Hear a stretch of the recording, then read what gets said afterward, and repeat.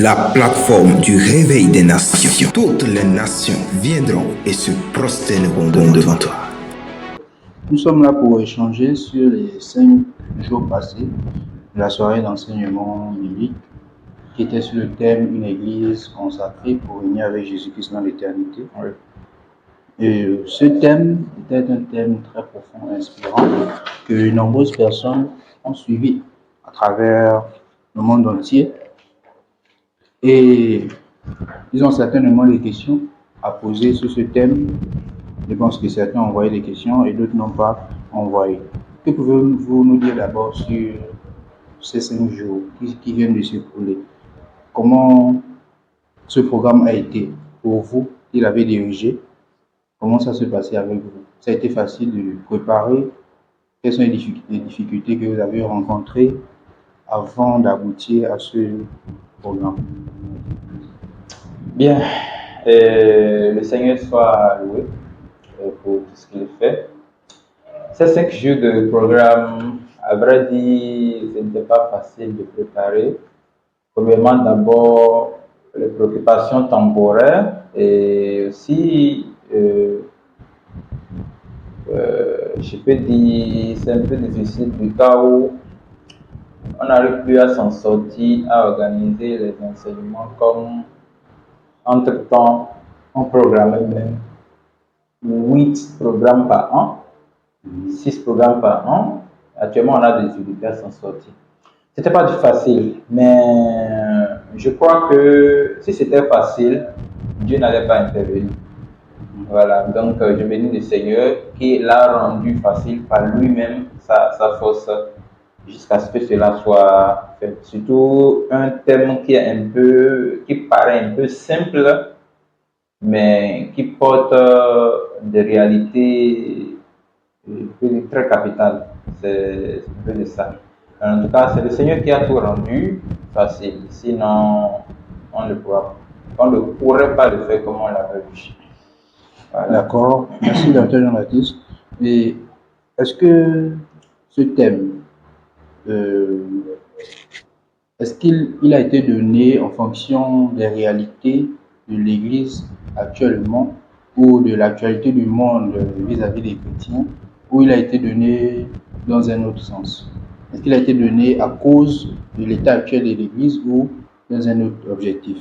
Je peux dire que ce thème n'a pas été directement donné pour une seule raison. Premièrement, pour le niveau de foi, de là où nous sommes les frères et sœurs, la vision de la plateforme du Réveil des Nations. Oui, il y a ça aussi. Aussi, le niveau de connaissance dans la foi. Voilà. Et avec ce qui se passe actuellement dans le monde. En fait, chaque fois comme ça, pour proposer un thème, on avait l'habitude de proposer le thème même avant d'entrer dans la vie. Mais celui-ci est extraordinaire. C'est au-delà de l'ordinaire. C'est un thème qui essaie même à inspirer de lui-même. Voilà, donc et ça nous permet non seulement de grandir dans la foi, mais de prendre un nouveau engagement en tant qu'un peuple missionné. Voilà. Et est-ce que quelqu'un, il y a même des gens ou bien des frères qui peuvent dire l'expression peuple missionnaire, nous, il y en a ça. Oui. Voilà, donc, et en tant qu'un peuple missionnaire, en fait, c'est un thème qui permet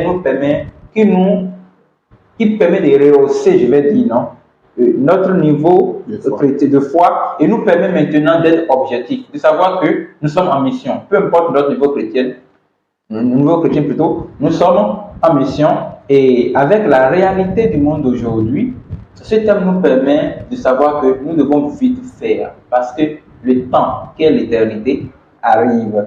Maintenant, si nous devons vite faire, il faut que nous nous distinguons d'un certain nombre de personnes en étant consacrés. Donc, en menant ou bien en vivant cette vie de consécration, et là, c'est dans l'enseignement qu'on a vu que une vie de sainteté ne se mène pas. Elle se vit. Voilà. Donc, et pour que nous vivons cette vie de consécration, sachant que derrière la sainteté, il y a un rein qui vit.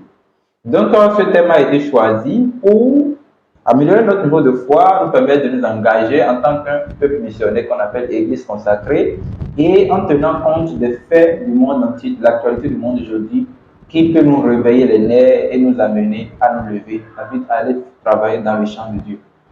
C'est un peu de... D'accord. Il y a déjà presque 5 ou 6 jours que Oui. ce programme est passé. Oui. Pensez-vous avoir atteint vos objectifs avec ce programme? Atteindre les objectifs, je ne crois pas, parce que si on devait aller vraiment dans le dynamisme du thème comme il est présenté sur le programme ou bien sûr le pamphlet ici, je crois qu'on pouvait exécuter un programme de 2 semaines, 3 semaines, voire même 1 mois. Sur ce thème. Oui, sur le même thème. Et ça va vraiment exploser, ça va exploser fort. Si dans les 5 jours, on a pu remarquer certaines choses, donc si on faisait carrément 2 semaines, je suis très sûr il y aura beaucoup de choses naturelles qui se produiront. Bien, on n'a pas invoqué le miracle, on n'a pas demandé Seigneur, fais ceci, fais cela. On a juste écouté, on prie. On a même les requêtes de prière qui sont déjà mentionnées sur le programme. Mais on a senti les réalités qui sont allées au-delà même de ce qu'on avait pensé. Donc ça veut dire qu'on n'a pas pu atteindre la cible. Mais il y avait une idée, en tant que coordinateur, il y avait une idée qui était derrière ce programme. Cette idée était qu'après ce programme, il faut engager ceux qui sont prêts à entrer dans l'œuvre missionnaire. Donc, pour que l'idée ne soit pas abortée complètement, c'est à cause de cela que il y aura des séminaires qui seront faits dans le but de lire de nouvelles personnes dans l'œuvre missionnaire. Donc, je crois que c'est le même thème qui continue, mais d'une autre manière. Ça va permettre à ce que ceux qui sont des ouvriers, des travailleurs pour le Seigneur, puissent s'engager et mettre le sérieux dans ce qu'ils font. Savoir que nous sommes des enfants de Dieu, mais nous ne sommes pas des enfants de Dieu comme tout le monde. Nous sommes consacrés. Nous sommes venus particulièrement dans le monde. On a une affaire concrète avec Dieu. Et à cause de cette affaire, on s'en fout de ce que le diable est avec ses agents. Il se prend pour qui? Nous, on est en mission pour le Seigneur. Et la mission dans laquelle nous sommes consiste non seulement à sauver les âmes, mais à défier le royaume des ténèbres, à montrer à Satan que Dieu compte sur nous pour rétablir son royaume sur cette terre.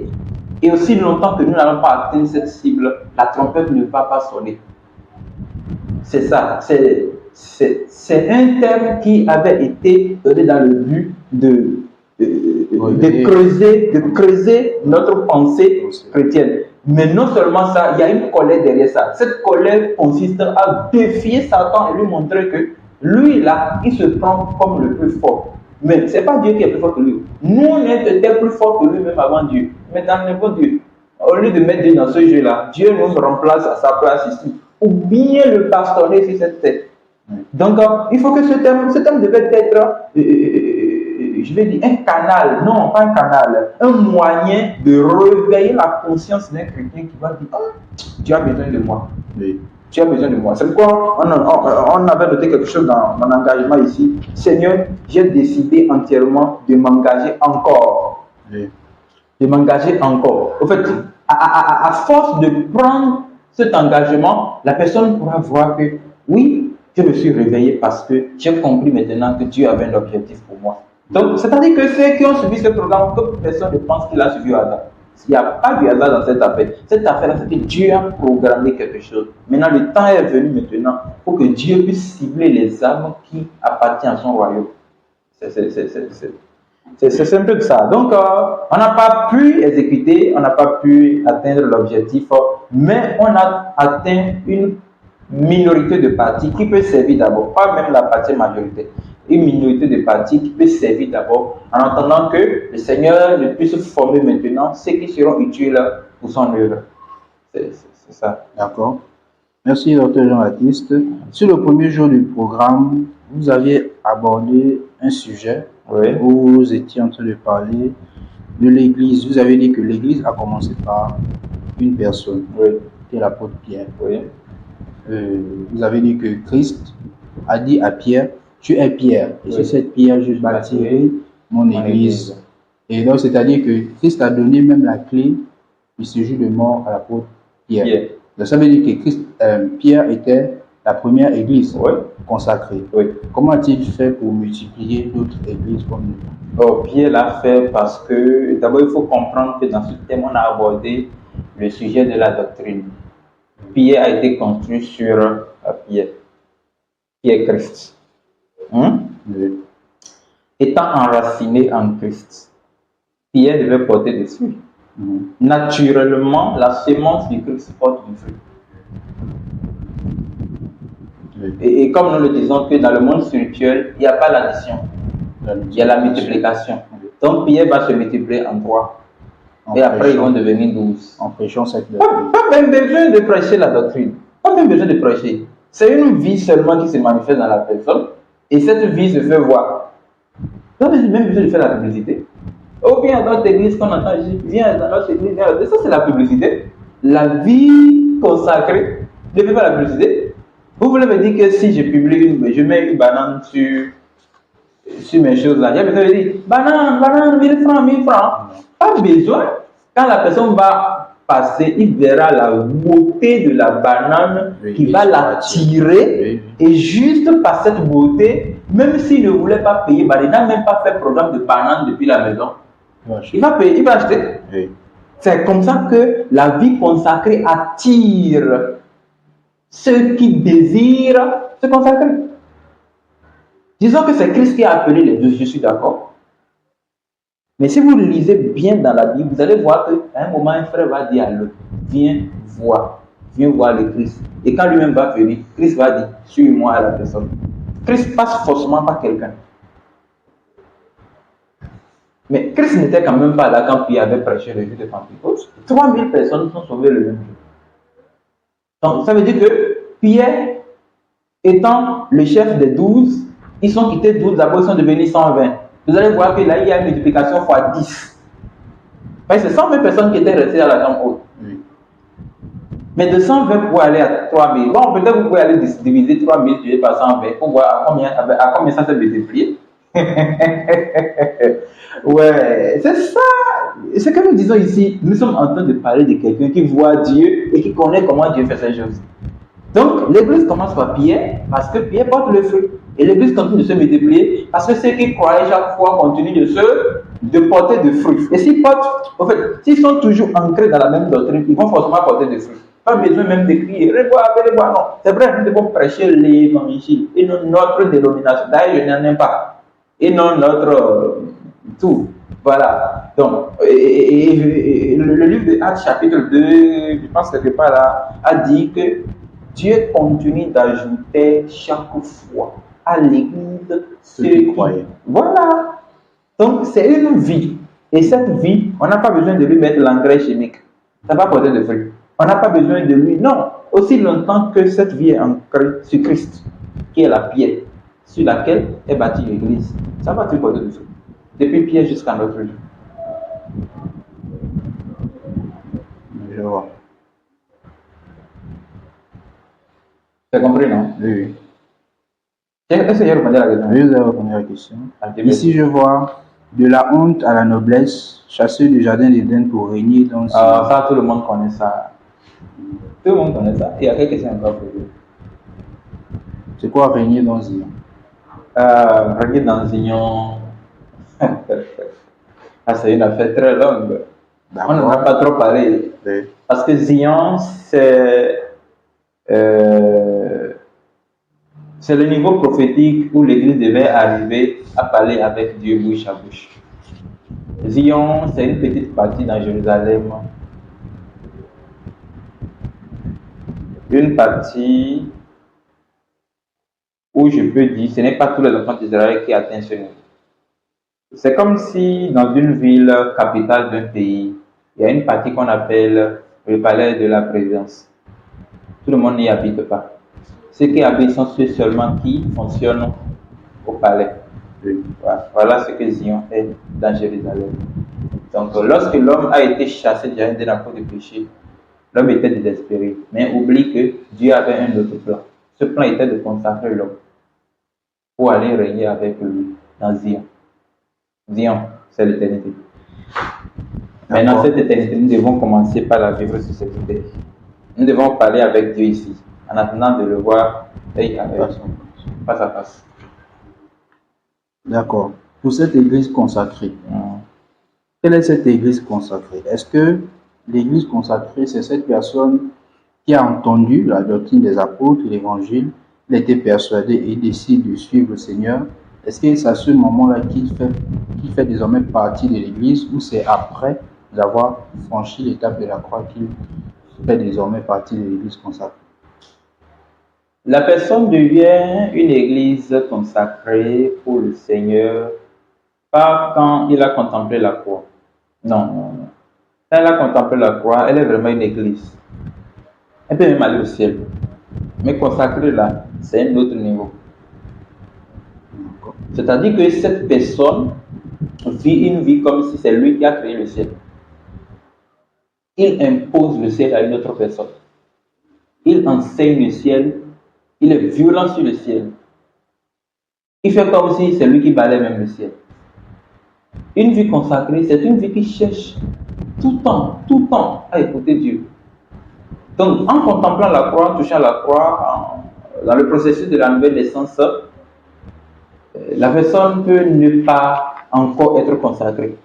Oui, il peut même connaître la sainte doctrine et vivre la vie de sanctification. Oui. Mais ici, nous parlons de la sanctification totale. Nous parlons de la sainteté pure. Où Dieu peut sentir la fierté de cette personne. Oh, on a lu ça, donc Dieu n'a pas honte qu'il l'appelle son Dieu. Ouais, ça c'est un autre niveau. Je ne peux pas comparer, comment il s'appelle maintenant? Je ne peux pas comparer Samson, parce qu'il a la puissance de Dieu, il déchirait, il dévorait le lion. Je vais le comparer à même Jean-Baptiste. Non, Jean-Baptiste c'est trop. Je ne peux pas le comparer à Michée, ni comparer à Malachie. Non, Malachie c'est un prophète mineur, Michée c'est un prophète mineur. Samson c'est un prophète peut-être majeur, mais un prophète qui ne sait pas consacrer. En fait, Dieu le reconnaît comme un prophète, mais il n'est pas consacré. Il a la puissance de Dieu, mais Dieu n'est pas fier de lui. Dieu ne peut pas être fier de quelqu'un qui s'agenouille avec l'onction prophétique devant les prostituées. Oui. Voilà, donc c'est ça la différence entre une église, c'est-à-dire quelqu'un qui est enfant de Dieu, et quelqu'un qui s'est consacré uniquement pour Dieu. Il ne s'est pas consacré pour sa dénomination. Il s'est consacré uniquement pour Dieu. Donc il vit pour Dieu, il vit en Dieu, il vit à Dieu. Est-ce que c'est compris? Voilà. Et lors de l'enseignement aussi, c'était le deuxième jour, vous avez souligné un point important. Vous avez dit qu'il y aura une personne pour représenter chaque pays, chaque quartier, chaque nation, chaque continent. J'aimerais savoir s'il y a quelqu'un pour représenter un pays.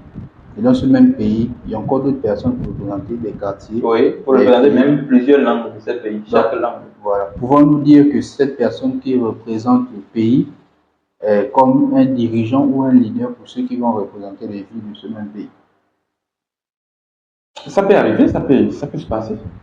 Ça peut se passer que quelqu'un qui représente une nation devant Dieu peut être le dirigeant de ceux qui représentent chaque pays, chaque ville et chaque quartier de cette même nation. Comme Pierre représente tout Israël. Et Pierre est encore le leader de tous les apôtres. Oui. Donc, de ce point-là, nous pouvons affirmer que Dieu demandera compte à cette personne le rapport de ce pays. En quelque sorte, oui, normalement. Et comment cette personne peut reconnaître que Dieu lui a confié la tâche ou le sol? Mais puisqu'il est la première personne qui a connu la vérité, dans ce pays. Oui, dans ce pays-là, il doit savoir qu'il a la tâche de faire propager cette vérité pour que toutes les autres pays les autres personnes soient alertées. Si les autres ne sont pas alertés, c'est la faute à lui. D'accord. Tu as compris? Supposons dans un continent. Et si c'est dans un continent, la personne doit tout faire pour alerter le continent. S'il n'a pas possibilité, il doit chercher. C'est pourquoi la puissance que Dieu nous a donnée, Dieu n'a pas dit, vous recevez une puissance, vous allez rester dans 4 murs en train de m'appeler. Non, il dit, vous irez, vous serez mes témoins jusqu'aux extrémités de la terre. Donc dans ce cas, aucun chrétien n'a le droit de rester sur place. Même sans être missionnaire, aucun chrétien n'a le droit de rester sur place. C'est le péché de tous les siècles. Ça ne tient qu'à moi, c'est qu'on puisse ravaler tout ce qu'on appelle l'église dans le quartier là. On les ravale tous, qu'on transforme tout en route. C'est mieux. Qu'on retourne vers la doctrine des apôtres, qu'on faisait les cellules de maison. Parce que c'est le fait de faire dénomination aujourd'hui qui donne la liberté à chacun de faire ce qu'il veut en pensant qu'il adore Dieu. Et si quelqu'un trouve 4 bois et place 4 bois quelque part et met une feuille de tôle sur ça, il se dit mon église. Mais est-ce que ça a quelque chose à voir avec ce que nous on dit? Ça n'a rien à voir. Pourquoi ne pas briller sur ces choses-là et les transformer en bois de chauffage ou pour chauffer le lot, comme il y a même la fraîcheur maintenant. Oui. D'accord. Et l'ensemble des frères et sœurs Ouais. qui sont tous des églises consacrées, Oui. demeurant dans un lieu ou dans un pays, quel sera leur impact en ce lieu? En ce monde. En ce lieu, le lieu où ils se trouvent, quel est leur impact? L'impact de l'église consacrée. Comment l'entourage peut sentir qu'il y a des personnes différentes sur lui? Mais comme je venais de dire, que la vie consacrée, c'est une vie qui se vit. D'abord, leur vie les différencie d'abord. Une autre chose, ils ont un règne en eux. Ce règne est convoité par le monde. Et ce n'est pas ce règne qu'ils imposent la sanctification partout. Ils ont plusieurs façons d'impacter. Mais la première façon, c'est que la vie de sainteté les différencie d'abord au milieu du monde et au milieu de là où ils sont, même s'ils adorent Dieu quelque part. Les gens peuvent ne pas être d'accord avec leur message, mais les gens arrivent à avouer qu'ils sont dans la vérité. Mais étant donné que la sainteté habite dans cette personne, en eux, c'est-à-dire que ces gens-là, ils ont le règne de Dieu. C'est-à-dire, parce que Dieu est assis sur son trône là. C'est comme ça qu'il est assis en eux. Donc, ils sont actuellement le ciel sur la terre. Le monde devait les craindre parce que le monde voit Dieu en eux. Et l'impact va de la sorte que la doctrine, la sainte doctrine que nous prêchons, a de valeur dans la bouche de ces gens-là que dans la bouche de n'importe qui. Parce qu'il y a des gens qui prêchent, bon, la demi-sainte doctrine d'aujourd'hui, certains prêchent ça partiellement, certains prêchent ça et un peu, bon. Mais quand vous vivez une vie de sainteté et vous êtes en train de prêcher un message de la sainte doctrine, quelqu'un qui entend voit que, oh, attends, lui là qui parle là, c'est pas qu'il prêche, hein. Je sens ce qu'il prêche en lui. C'est le parti que je veux mentionner, mais je pense que je n'ai pas encore dit bon. Si quelqu'un veut tout entendre, il n'a qu'à aller écouter les messages, je pense, la troisième journée. Voilà. Mais de telles personnes, Oui. quels sont les risques qu'ils courent dans ce monde? Non, il n'y a plus de risque à ce niveau-ci. Et nous savons qu'un chrétien va forcément être persécuté. Persécution, c'est ça qui fait grossir même le chrétien. Donc, pas besoin de parler des risques. Mais c'est pas la persécution. On va t'insulter, on va te taper, on va t'emprisonner. On peut même se tuer, mais on n'a pas peur de la mort devant nous-mêmes, devant la bataille. Non, ne l'emmenez pas ici. Bon, mais il n'y a pas de risque. À vrai dire, il n'y a pas de risque. Dans le sens spirituel. Dans le sens spirituel, il n'y a pas aussi de risque. Je sais que c'est les démons qui vont vouloir chercher des trucs là. Ça ne veut pas dépasser, c'est pas le démon, c'est Satan. Mais si ça dépasse, il n'y a plus rien. C'est pas le petit pouvoir de Satan là qui nous balade avec ça. Non, ça c'est rien. Donc il n'y a pas de risque spirituel. Seulement les démons vont tendre des pièges, ils vont vouloir déjouer le plan parce que ils voient que c'est que nous on est des dangers pour le monde, on est des dangers publics.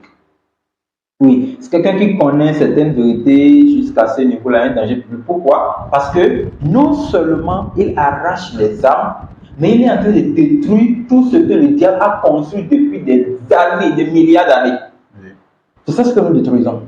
C'est pourquoi nous devons être remplis de la plénitude de Dieu. Parce que Dieu, lui, c'est l'ancien des jours. Or, Nous, on existe pendant combien d'années? Donc, plus nous sommes remplis de la présence de Dieu, nous connaissons des réalités qui dépassent même l'âge de nos grands-parents, et nous pouvons faire face à Satan. Pourquoi? Parce que lui, il ne meurt pas, il existait depuis. Maintenant, aussi longtemps que nous sommes remplis de la présence de Dieu, ça nous permet de connaître des choses que lui-même, Satan ne connaît pas. Lui, il connaît quoi? Lui, c'est paresseux. Il a des oreilles, il entend. C'est paresseux. Donc, bon, sauf quelqu'un qui vient de commencer à expérimenter cette sentir ah, je suis les hommes ici, je suis comme cela. Oui, bon, ça arrive aussi dans le contexte matériel. Si vous pourchassez trop la vie consacrée, mais vous voulez vivre uniquement selon le trône céleste, il y a des choses matérielles que vous ne pouvez pas vite toucher. Oui, il faut que quelqu'un qui est à ce niveau-là comprenne. Il l'aura peut-être après, mais pas vite comme tout le monde. Pourquoi? Parce que la probabilité qu'il retrouve ça est faible dans sa vie. Il touche les choses spirituelles que les choses matérielles, donc il sera peut-être faible dans ça. Pourtant, il peut même avoir le pouvoir de donner ça à une autre personne, mais lui-même ne pourra pas être en possession. Pourquoi? Parce que s'il est en possession de cela, ça peut l'empêcher de grimper encore dans la voie. Oui, comme je peux dire, l'apôtre Pierre ne peut pas s'asseoir sur le trône de Hérode. C'est impossible, ça ne peut pas se passer. Parce que le trône de Hérode, c'est un autre règle. Il ne peut pas, peut même pas être notable là. Ça va ramener à terre tout ce qui se trouve en nous dans le contexte spirituel. Puisque le trône qui existe en nous est en train de détruire les autres règnes de la terre. Donc il n'y a pas autant de risques. Pas autant de risques comme on peut le dire. Je veux dire, je suis en continuité des messages. On continue. Que pouvez-vous nous dire sur le règne qui vient, le règne éternel? Le règne qui vient, c'est le règne d'éternité. Et ce règne commencera le jour où la trompette va sonner. Le jour où la trompette va sonner, le jour de l'enlèvement sera le début d'un règne éternel. Oh, non, le goût de ça. C'est-à-dire que le jour où la trompette va sonner, il y aura un bouleversement total dans le monde. Ah bon? Si je peux dire, quelqu'un peut être asseoir comme ça, faire comme ça. Comme si quelqu'un était en train de le chasser. Oui, le jour où la trompette va sonner, il n'y aura plus la tranquillité. Il n'y aura plus la tranquillité, tellement que... Ah, ça serait bien. Ça serait vraiment bien. En tout cas, allons-y. Bon, et le règne éternel, c'est un temps où Dieu sera le roi et nous serons ses princes. Nous serons ses princes. Dans le paradis ou bien dans la vie éternelle? Quel paradis? Vous appelez quoi paradis? Vous appelez quoi paradis? Le paradis qu'on dit là, c'est comme on dit Paris chez nous ici. C'est comme on dit Paris de chez nous ici. Paris, c'est la ville capitale de la France. C'est comme on dit paradis au ciel. Paradis, c'est une salle d'entente où ceux qui sont en train de dormir dans le Seigneur sont en train de se reposer. Le paradis n'a rien à voir avec la vie éternelle. La vie éternelle, c'est un haut degré. C'est le VIP. Hein? Ça n'a rien à comparer. Parce que là-bas, il n'y a plus de. Mais au paradis, les gens sont en train de dormir là-bas. Ceux qui dorment dans le Seigneur se reposent là-bas en attendant la trompette. Oui. Voilà. Ils sont dans l'attente, afin de nous attendre. Donc, ce règne sera, en tout cas, je dirais, c'est un règne sans fin. C'est un règne sans fin où seule la justice régnera. Il n'y aura plus de mensonge, il n'y aura plus d'injustice. On va oublier tout ce que Satan nous a créé dans les les douleurs passeront. Et Satan sera en train de payer pour tout ce qu'il a semé dans l'éternité. Et je pense que c'est ça. Et pouvez-vous nous en dire un peu plus sur les récompenses? Parce que quelque part, vous avez dit façon dont quelqu'un va travailler, vous avez pris Ah oui, vous-même. c'est ça. Vous avez dit façon dont vous travaillez bien, peut-être vous serez généreux. Et Vous allez dire quand on va appeler mon nom, imagine, tout le monde fait comme ça. Pouvez-vous nous en dire un peu plus? Si vous voulez, j'aurai le drapeau de chaque nation que j'ai traversé sur ma couronne. N'oubliez pas ça. Peut-être de ces ici, comme les généraux de ce monde. Toutes les choses de ce monde n'ont pas du ciel. J'aurai aussi des étoiles. Parce que j'ai pu moins plusieurs personnes. Donc, oui, en ce qui concerne les récompenses, c'est pour dire que, de toute façon, quelqu'un travaille ici. Oui. Ça récompense, ça c'est clair. Le nombre d'âmes la personne gagne ici, ça récompense maintenant au ciel. Aussi, il ne faut pas oublier que nous devons beaucoup travailler ici. Sinon, le jour où la trompette va sonner, tout le monde regrettera. Oui, tout le monde regrettera. Les chrétiens vont regretter, les païens aussi vont regretter. Le jour où la trompette sonnera, les païens vont regretter d'avoir été le Seigneur. Les chrétiens vont regretter de n'avoir pas trop travaillé pour le Seigneur. C'est pourquoi nous devons travailler pour avoir beaucoup de récompenses. Travaillons pour élever Satan. Satan n'aime pas quand il nous voit prêcher l'évangile. C'est pourquoi même l'évangélisation, ça l'énerve.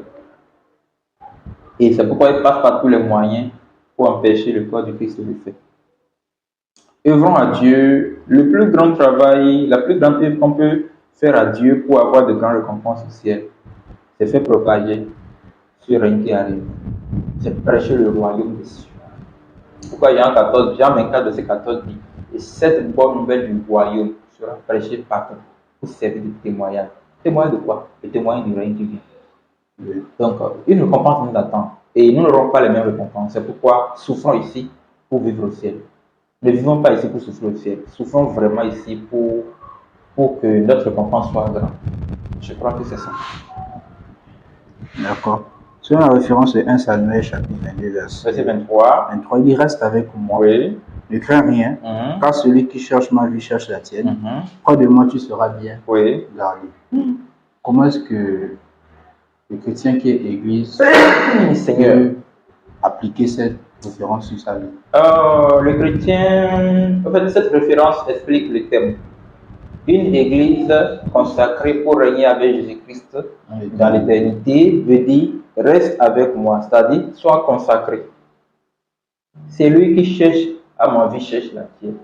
Celui qui voudra persécuter Christ, persécute l'église. Celui qui veut persécuter l'église, persécute Christ. Près de Christ, on ne craindra rien. Dans la sainteté, il n'y a plus la perte du ciel. Dans la sainteté, il n'y a plus l'échec. Parce que le trône habite en nous. Dieu ne tombe pas. Dieu ne peut pas tomber sur le chemin du ciel. C'est impossible. C'est impossible. Quand je pense que je tombe, je suis en train de prendre un enseignement pour grimper encore plus fort. Oui, c'est ça. Et près de moi, je te sentirai. Ça, c'est pour l'éternité. Donc, c'est la sainteté qui nous permet de marcher et de retrouver la connexion, le point de connexion du ciel. Si on devait passer par ici, à certains moments, la Bible ne nous conduit plus. Non, c'est l'éternité qui habite en nous qui nous conduit. Il fait comme ceci, fait comme ceci. L'éternité nous montre le chemin direct. Il nous montre le chemin direct vers le trône. Sans oublier, quand Christ était ici, Christ connaissait la volonté du Père. Oui. Il connaît la volonté de son trône, non? Oui. Jusqu'à ce qu'il est monté. Maintenant, Christ n'est plus ici. C'est nous qui sommes les Christ ici. Nous devons tout faire jusqu'à monter aussi. Comme il a été, comme il a monté. D'accord. Merci, Dr. Jean-Baptiste. Quel mot pouvez-vous dire pour encourager les frères et sœurs qui ont pris la décision de devenir cette église consacrée? Pour les frères et sœurs qui ont pris la décision d'être cette église consacrée, je vais juste leur dire une chose. Cette église que Christ a présentée dans le livre de Éphésiens chapitre 5, Éphésiens 5, l'épître de l'apôtre Paul d'Éphésiens chapitre 5, verset 26, qui dit ceci, afin de la sanctifier par la parole, après l'avoir purifiée par le baptême d'eau.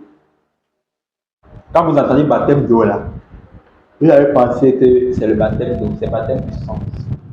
C'est le sang qui purifie. Là, dans cette référence, il y a la purification et la sanctification. Afin de la sanctifier et la purifier. Il y a la purification et la sanctification. C'est les deux qui donnent la sainteté. Et on continue.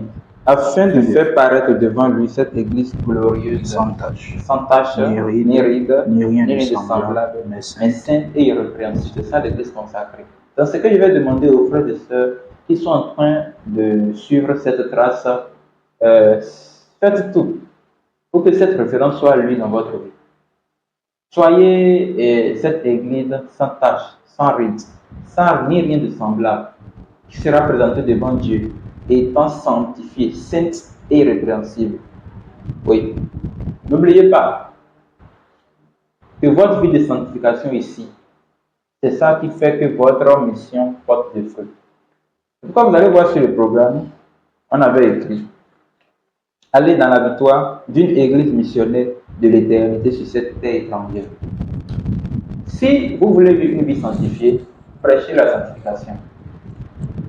Prêchez ça d'abord. Même si tu n'es pas capable de le faire, prêche ça. Quand tu vas prêcher ça, tu seras capable de le faire.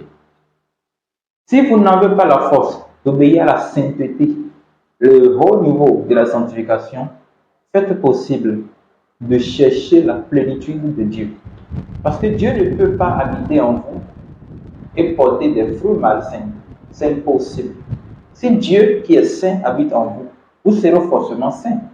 Le mieux Pierre qui dit, c'est lui qui vous a appelé. Est-ce que vous savez que cette référence, vous ne comprenez pas ça? Ce n'est pas celui qui vous a appelé. Comme celui qui habite en vous est saint, vous aussi soyez saints. Dans toutes vos conduites, puisque il est écrit, vous serez saints. Quand je dis saint, ça c'est clair. Ce n'est pas celui qui vous a appelé. Comme celui qui habite en vous est saint. Donc s'il est saint, il est écrit, vous serez saints, car je suis saint. Bon, donc cette vie de sanctification devait être pour vous une mission à accomplir sur cette terre. Pour vous d'abord. C'est en cela que vous pouvez conquérir le monde. Mais aussi longtemps que vous ne connaissez pas, vous ne commencez pas à franchir ça. Cherchez à même avoir des regards saints. Que tout ce que vous faites porte le thème saint. Sinon, comment pourrez-vous accomplir la mission de Dieu? Parce que tôt ou tard, vous allez quitter cette terre. Tôt ou tard, vous allez quitter ce monde. Si vous ne mourrez pas, il y aura l'enlèvement. Et tout finira. Pas fini. Maintenant, que toi, tu as une église, tu n'as pas été une église missionnaire, tu n'as accompli aucune mission. Tu es venu chanter à Dieu ici. On t'appelle chanteur de l'éternel. On t'appelle prophète de l'éternel. Ok. Mais toi, quelle mission tu as accomplie à Dieu? Chanter à Dieu n'est pas accomplir une mission. Être prophète n'est pas accomplir une mission. Non. La seule mission que vous pouvez accomplir à Dieu, pour que Dieu vous trouve que vous avez vraiment été étranger sur cette terre, cette mission, c'est la sainteté. Et cette sainteté consiste à porter le trône de Dieu en vous et passer partout dans les nations en train de montrer le trône de Dieu. Vous n'avez pas besoin de crier, le monde verra ce trône en vous. Les démons fuiront d'eux-mêmes. Les gens se lèveront contre eux-mêmes. Pourquoi? Parce que le règne qui habite en eux est différent du vôtre. Et ils sont en train de convoiter le trône qui habite en eux. Et c'est comme ça que vous serez en train de tourner partout dans le monde. En tant qu'un pèlerin. La Bible dit, eux dans le monde n'étaient pas le livre d'Hébreu. Je ne dois pas ouvrir ça. Hébreu chapitre 11. Le monde n'était pas digne. Voilà, c'est bon. Le verset 38. Eux dont le monde n'était pas digne. Le monde ne peut pas être digne de quelqu'un qui porte la sainteté et qui est en mission pour la sainteté. C'est impossible. Le monde n'était pas digne. Donc ils étaient pèlerins. Ils n'avaient pas de place. Si on les chasse d'ici, ils partent là-bas. Et en partant d'ici vers là-bas, ils étaient en train de faire propager la semence de la sainteté jusqu'à ce qu'on ait 3000 de personnes le jour de Pentecôte. Bien aimé, nous attendons un réveil où peut-être 1 million, 2 millions de personnes seront mises de nouveau en un seul jour. Peut-être après ce jour, la trompette sonnera. C'est ce que j'ai à vous dire. Donc si vous voulez que le Seigneur puisse compter sur vous, faites possible, menez cette vie de sainteté. Voilà ce que je peux dire. La plateforme du réveil des nations. Toutes les nations viendront et se prosterneront devant toi.